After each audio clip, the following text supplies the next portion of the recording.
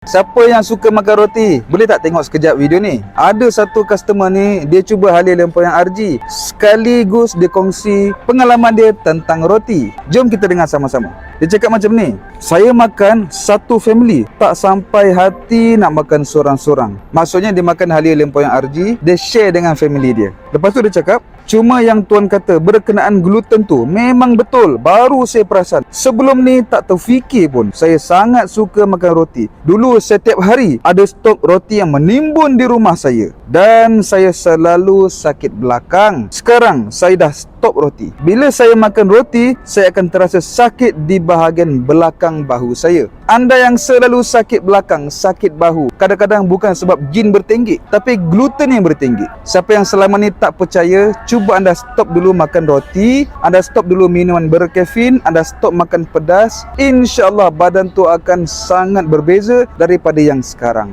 Ilmu ni untuk anda yang kerap sakit badan dan tak jumpa penawar. Ambil tahu apa minuman yang anda kena pantang, apa makanan yang sesuai, apa tabiat yang anda kena ubah untuk sihat lebih lama. Ilmu tu saya masukkan dalam ni. Try dapatkan satu, letakkan di rumah. Apakah minuman yang boleh buatkan badan jadi sakit? Apakah makanan boleh buatkan anda jadi semput? Dan apakah rutin harian yang anda kena ubah untuk sihat lebih lama? Cuma halia lempoyan RG dah banyak yang fake, ditiru luar saja dalam bukan halia lempoyan RG. Yang original berada dalam kotak macam ni. Lepas tu kita bungkus dengan plastik. Dan di bahagian bawah kita letak pelekat hologram. Siapa yang nak try, klik beg kuning di bawah, dapatkan set combo untuk lebih jimat. Klik sekarang.